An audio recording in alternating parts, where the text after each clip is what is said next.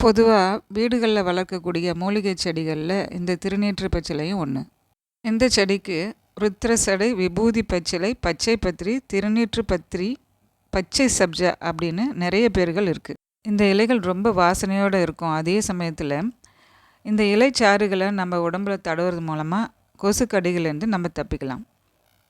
இந்த இலைகளை பயன்படுத்தி நம்ம ஒரு கொசு விரட்டி அல்லது சாம்பிராணி செய்கிறது எப்படின்னு பார்க்கலாமா?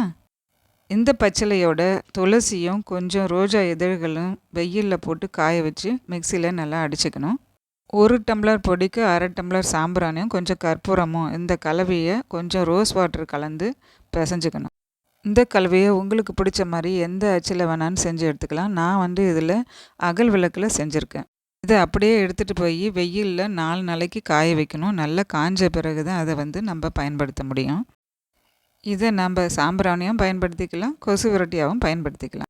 இந்த மூலிகை செடி உங்கள் வீட்லேயும் இருக்கா? அப்போ நீங்களும் ட்ரை பண்ணலாமே. வீடியோ பிடிச்சிருந்தா லைக் பண்ணுங்கள், ஷேர் பண்ணுங்கள். மகிழ்வோம், மகிழ்விப்போம்.